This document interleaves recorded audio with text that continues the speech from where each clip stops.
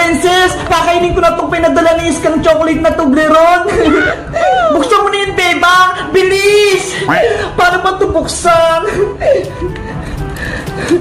Ay, ganun lang pala.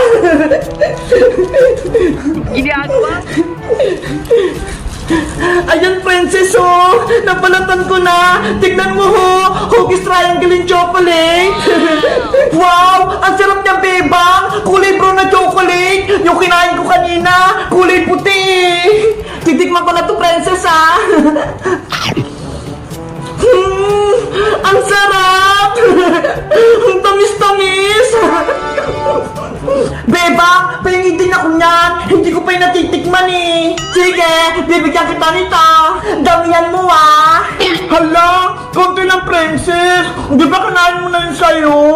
Sige na, Beba. Gusto kong kumain ng madaming chocolate eh. Ikaw din, masisira yung ngipin mo. Sige na nga. Oh, eto na sa'yo. Thank you, Bebang. Yummy! Ang sarap-sarap! Ang bait talaga ni Iska. Pinadalan tayo ng chocolate. Sana, sa susunod, magpadayo ulit si Iska ng chocolate, no?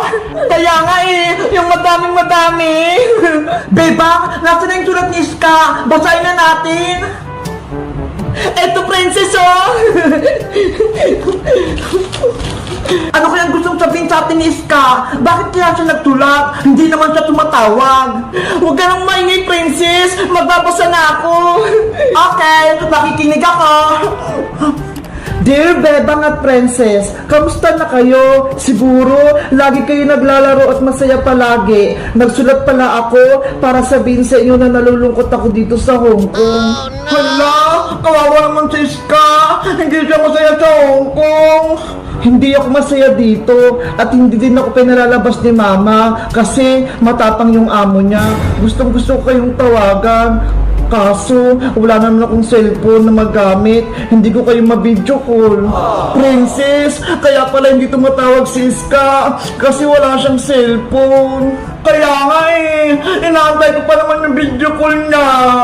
Kawawa naman siya. Ituloy mo na magbasa, Bebang.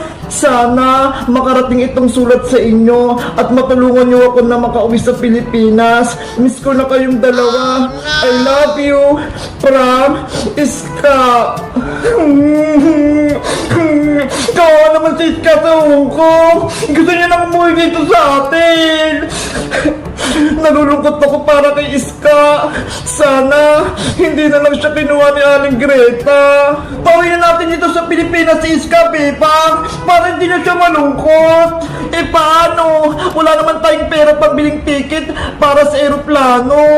Mag-isip tayo ng paraan, humingi tayo ng tulong, o kaya magbenta tayo ng kung ano-ano para makaipon tayo. Sana may pera at madaming-madami para mapauwi natin si Iska.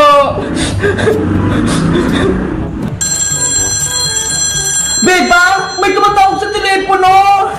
Sino kaya yun? Hello? Sino to? Bebang? Bebang? Iska? Ikaw ba yan? Oo, ako to, Bebang. Si Iska. Si Iska? Tumatawag. Kamusta ka dyan, Iska? Okay ka lang ba dyan sa Hong Kong? Bebang, tulungan niyo ako. Gusto ko na umuwi ka sa Pilipinas. Iska!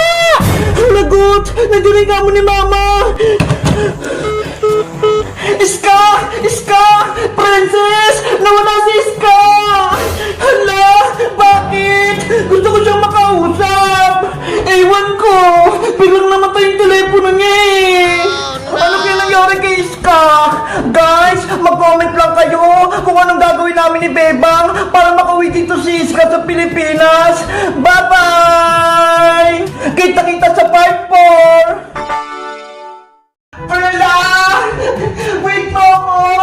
Huwag mo akong takbuhan!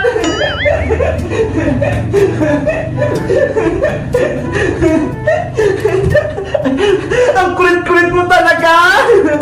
Tara! Akyat tayo sa taas! May surpresa ako sa'yo! Charan! May sarili ka ng bahay, Perla! Aw, aw, aw, aw! Hoy, Princess! Bakit nandiyan ka sa bahay ni Perla? Bebang! Ang ganda kasi ng bahay ni Perla eh! Naiingit ako! Gusto ko rin ng ganito! Ano ka ba, Princess? Ang lit-lit lang niya, no? Para kay Perla lang yan!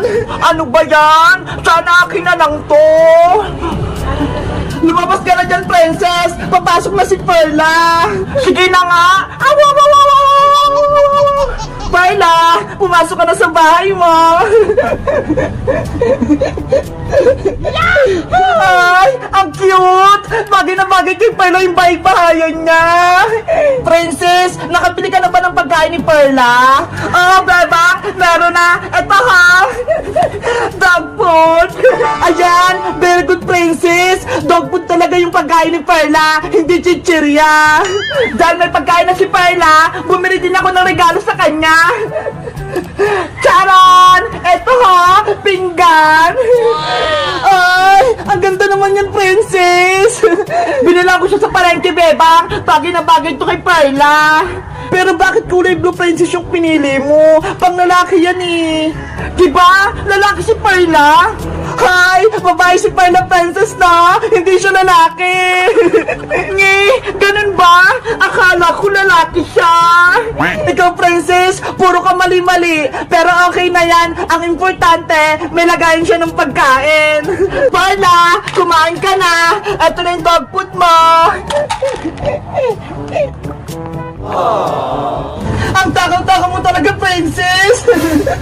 Hoy, bebang! Si Perla yan! Hindi ako! Ay, sorry! Iba yung nabanggit ko! Akala ko ikaw yung kumakain, Princess eh! Hindi lang ako mata ko, bebang eh! Hindi naman ako kumakain ng dog food! Bebang! Princess! Nandyan ba kayo?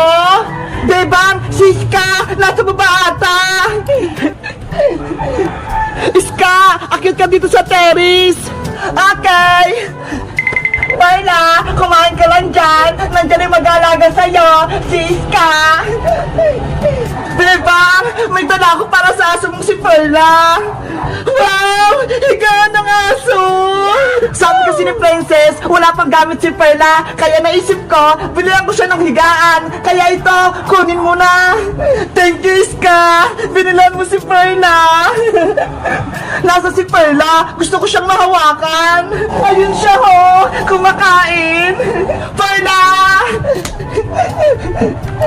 Ay, ang cute naman niya.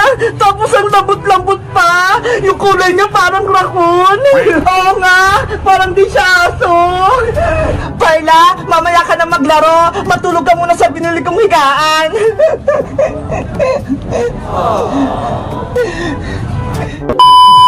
Guys, meron ng baybayan si Perla. Meron na rin siya na higaan, pagkain, lalagyan ng pagkain. Sa tingin nyo, ano pang kulang? Mag-comment lang kayo para bibilhan namin siya. Bye-bye! Bebang! Iska! Natakas ako sa aling mangkukulam! Ang galing natin, Boyong! Natalo natin sa aling Martina! Nawala na yung sumpa kay Iska! Mabuti na lang tinulungan niyo ako, Boyong! Bebang! Kaya ako nakaligtas kay aling Martina! Yan yung akala nyo! Huhulihin ko kayo para ibigay ko kayo kay aling mangkukulam! Ano yun, Boyong? May sinasabi ka ba? Ang sinasabi ko, mag-celebrate tayo dahil natalo natin sa aling mangkukulam. Di ba? Masaya yun? Oo nga, no? Magandang naisip mo.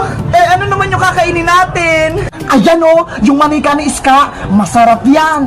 Ano? Hindi pwede, Boyong. Hindi to pagkain. Manika to. Kaya dapat itago natin to para hindi makuha ni aling mangkukulam. Joke lang naman yun, Bebang. Ikaw, Boyong, para kang kalaban. Kakampi mo ba sa aling Martina? Hindi kayo yung kakampi ko. Akala ko kalaban ka eh. Kasi gusto mo kainin yung manika ko. Bebang! Iska! Boyong! Tignan nyo ho! Nasa akin yung manika ni Bebang! Tsaka manika ko! Ang cute-cute ko! Hala! Nasa iyo pala yung manika ko, princess! Ikaw yung kumuha! Pinakita ko kasi kay nanay to, Bebang. Ang sabi niya, kamukha mo daw siya. Bebang, sa'yo na yung manika mo. Thank you! Oh, Iska! Ito naman sa'yo yung manika mo! Wow! Tag-isa na tayo ng manika! May laruan na tayo! Ang kikit talaga ng manika ko. May hawak pa siyang piyatos. Siyempre! Bawas kayong matakaw! Oo nga, no? Bebang, mag-celebrate na tayo! Kakain tayo ng madami, tapos magsaya tayo! Sige, kuha lang ako ng mga pagkain sa bahay! Bebang, sama din ako sa'yo. Kuha din ako ng pagkain.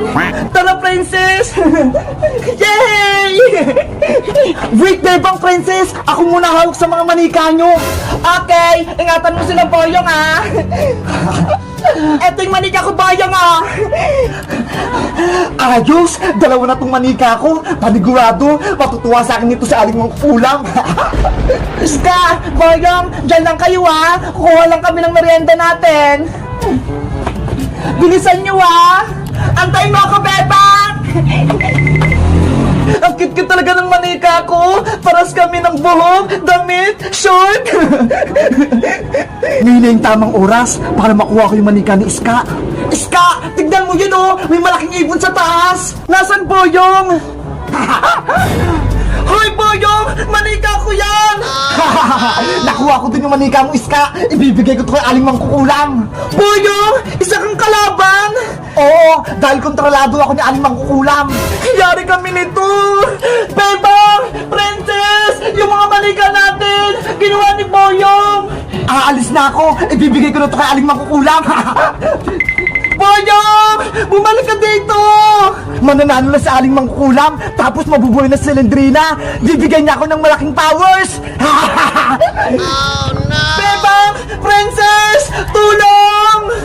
Ano nangyayari, Iska? Si Boyong! Kinuha niya yung mga manika natin! Ibibigay niya kay Aling Martina! Ano? Si Boyong! Kakampi na Aling Martina! Oo! Bubuhayin daw nila si Silendrina! Ano pang ginagawa nyo? Bawiin nyo na yung mga manika habang kumakain ako!